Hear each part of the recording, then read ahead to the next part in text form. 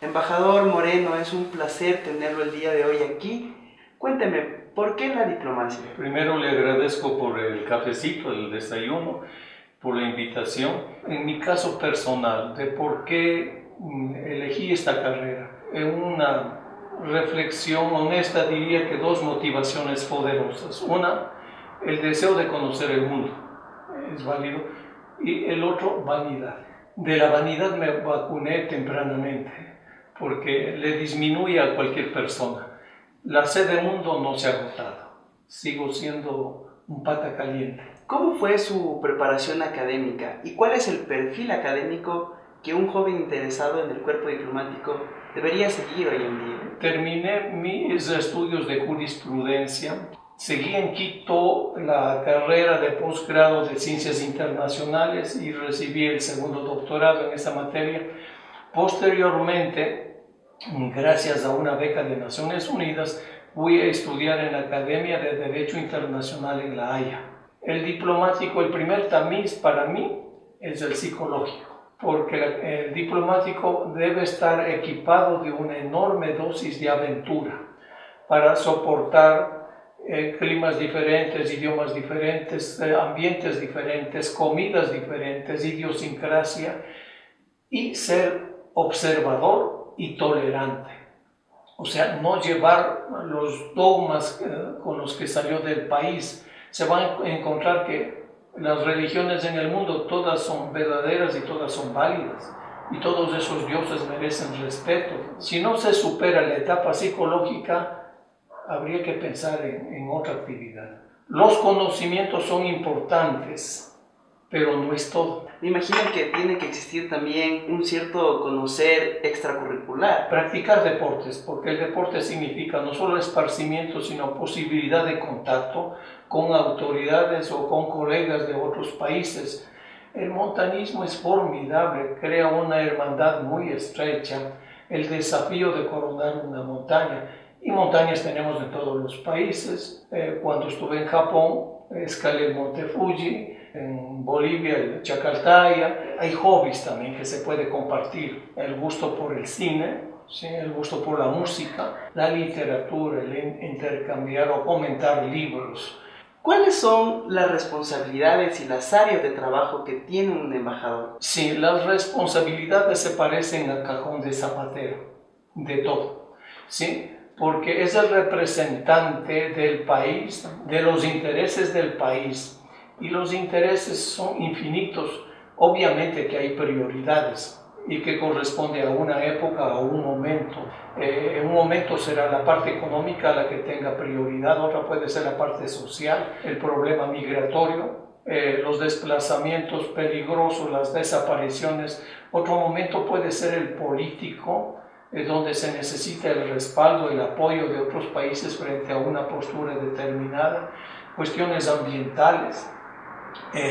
Dependiendo de la época hay temas que se van agotando y otros que aparecen como de novedad. Embajador, por favor, coménteme cómo ha sido su experiencia en cada una de las misiones que usted ha tenido. El hecho de salir del medio, de la ciudad, de la familia, del país, implica unos cambios enormes, profundos, y uno se cuestiona su propia vida y está sujeto a padecer muchísimos fiascos.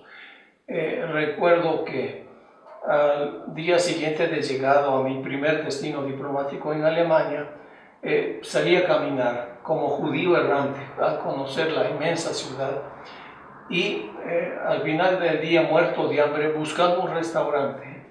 Finalmente di con un restaurante, un pequeñito, muy bien decorado, y me presentaron una carta con unos nombres del menú de 20 consonantes. No tenía ni idea y apliqué una lógica elemental. Tengo hambre, no es problema de pedir el plato más barato, voy a pedir el más caro porque seguro que es sabroso y abundante. Demoraron y finalmente llegaron con un pocillo más pequeño que este, con un líquido amarillo como consomé y una galletita. Sorprendido le dije a la persona, ¿y qué es lo que he pedido? ¿Cómo se llama esto? Era consomé de tortuga.